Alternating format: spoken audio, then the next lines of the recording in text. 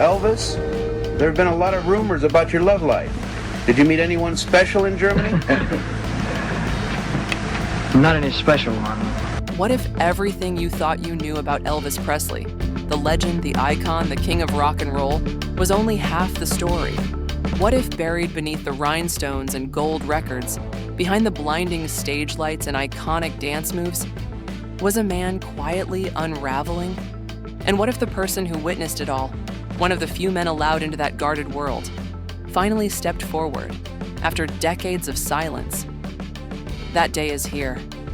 And that man, he's 81 years old, Elvis's former bodyguard, and he's got something to say. Let's get into it. See, Elvis wasn't just a star. He was the spark that lit the fuse of a cultural explosion. When he hit that stage, hips swinging and voice dripping with Southern soul, he didn't just perform, he transformed the world. He broke boundaries. He made the forbidden mainstream. He took gospel, blues, and rockabilly and made them immortal. But here's the part the history books don't talk about. That kind of power, the type that puts your name on every radio, TV, and tabloid in the country, comes with a price most can't afford. Fame didn't just lift Elvis, it trapped him. Behind the screaming fans and sold-out tours was a man exhausted, haunted by loneliness, crushed under the weight of expectation, addicted, not just to pills, but to pleasing everyone but himself.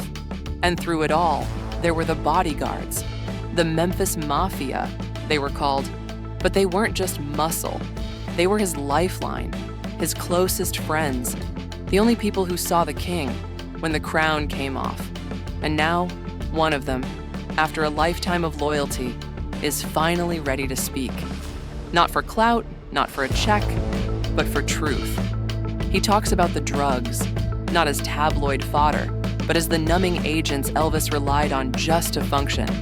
Uppers to wake up, downers to sleep, painkillers to get through shows that fans paid good money to see.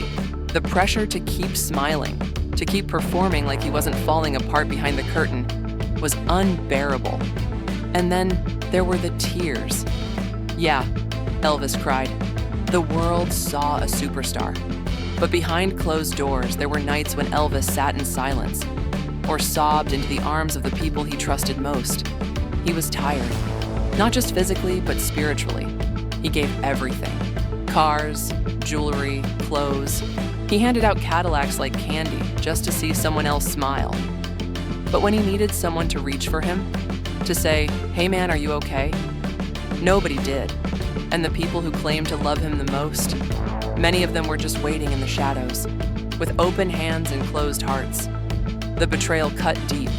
Smiles in public, knives in private. Even the mansion walls of Graceland couldn't protect him from that. This former bodyguard says Elvis's kindness was his greatest strength and his biggest vulnerability. He'd give you the shirt off his back, even when he was running out of shirts to wear. But the world doesn't protect hearts like that. And fame feeds off them. When Elvis died in 1977, the headlines called it a tragedy. They blamed the drugs, the excess, the lifestyle. But those closest to him knew the truth. It wasn't just the pills. It wasn't just the pressure. It was the loneliness. He was a man adored by millions, yet felt completely alone. And now, decades later, this bodyguard, his voice shaky but clear, isn't trying to tear Elvis down. He's trying to lift him up. He wants the world to finally see the man, not just the myth, the human being who carried the weight of a generation and cracked under it. He's not pointing fingers.